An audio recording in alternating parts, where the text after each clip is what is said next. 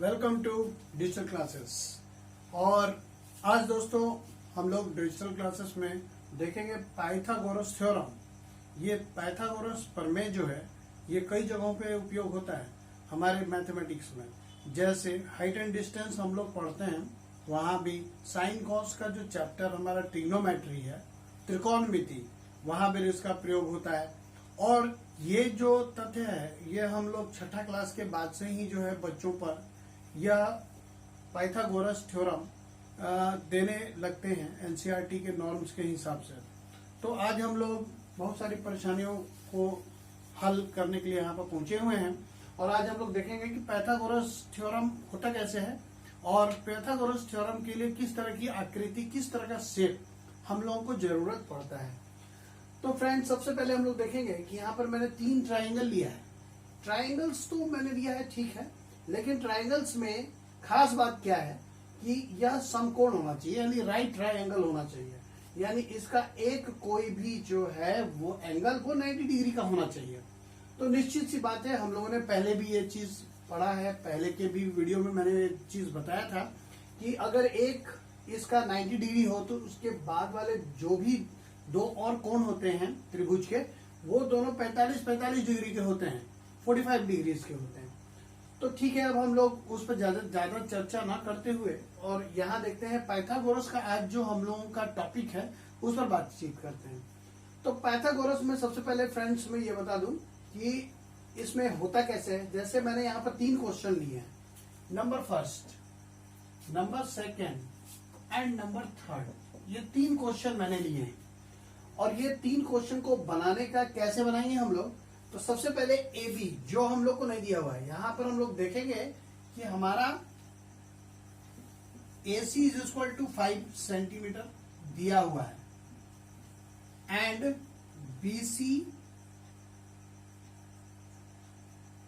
BC हमारा 3 centimetre दिया हुआ है। हम लोग को फाइंड आउट क्या करना है, ज्ञात करना है AB हमारा नहीं है, ये हम लोगों को ज्ञात करना है। तो ज्ञात करने के लिए क्या करेंगे, सबसे पहले इस विधि को हम लोग समझेंगे कि इसको हम लोग कर क्या रहे हैं।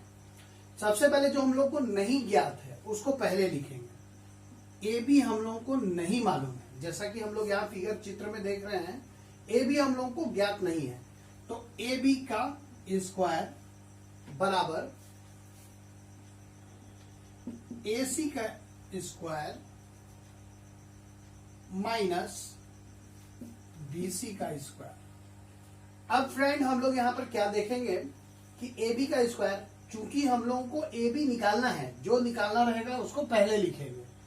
उसके बाद ये माइनस कैसे हुआ, तो फ्रेंड हम लोग को अगर इसका ऊंचाई अगर निकालना है तो माइनस करेंगे, अगर इसका आधार यानी बेस निकालना है तो भी माइनस करेंगे, लेकिन जब इसका कर्ण निकालना है, हाइपोटेनियस, तो हम लोग क्या करेंगे, तो हम लोग प्लस करेंगे। ये चीज ध्यान में रखना होगा और बाकी सब एज इट होगा, वैसे ही होगा जैसे मैं बता रहा हूं।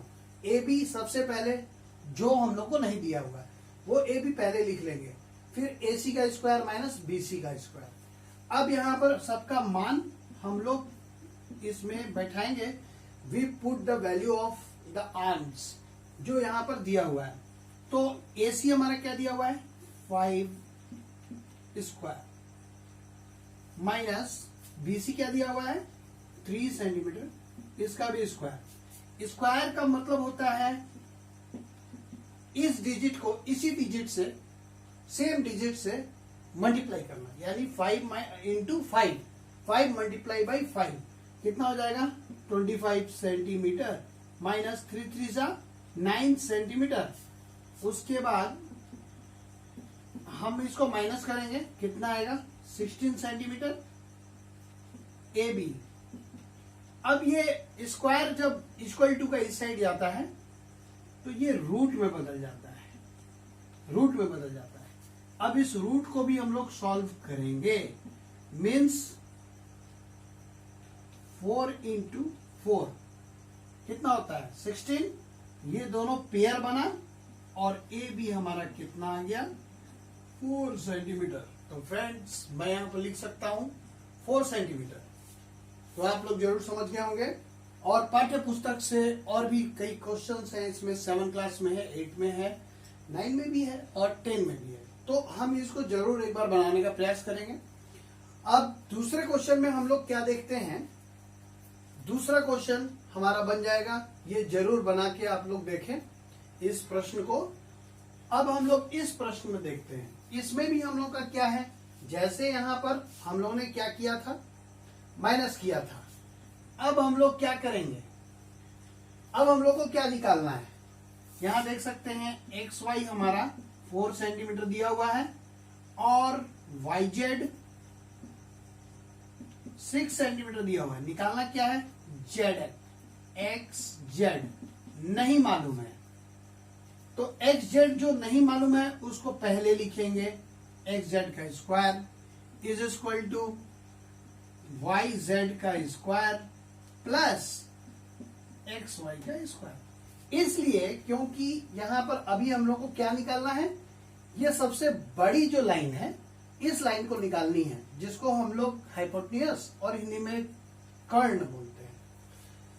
तो इसको निकालना है, तो XZ का स्क्वायर इज इक्वल टू यहां पर 6 सेंटीमीटर का स्क्वायर, क्योंकि एक YZ हमारा 6 सेंटीमीटर दिया हुआ है, प्लस 4 सेंटीमीटर का स्क्वायर। XZ का square is equal to 6 6 36 plus 4 4 16। XZ square, अब इन दोनों को प्लस कर देंगे, 6 6 12 2 बैलेंस 1 3 1 4 1 5। अब XZ को जब स्क्वायर इधर जाता है तो वो क्या हो जाता है, रूट में आ जाता है। अब फ्रेंड यहां पर क्या है, एक लॉजिक है, हमारा 16 था, 4 इंटू 4 करके हमने 16 ला दिया था, मगर अब यहां क्या है 52 है। अब 52 को क्या करेंगे, तो रफ फटाफट हम लोग रफ करेंगे और रफ में 52 का एलसीएम ले लेंगे, 2 से 26 2 13 2 ये हमारा एलसीएम हो गया। अब इस एलसीएम को हम लोग इस अंडर रूट के अंदर में 2 इंटू 2 इंटू 13 हो गया। अब ये दोनों जो पेयर बाहर निकल जाएगा और रूट के अंदर में 3 रह जाएगा। तो इस तरह फ्रेंड हमारा आंसर कितना आ गया, 2√3।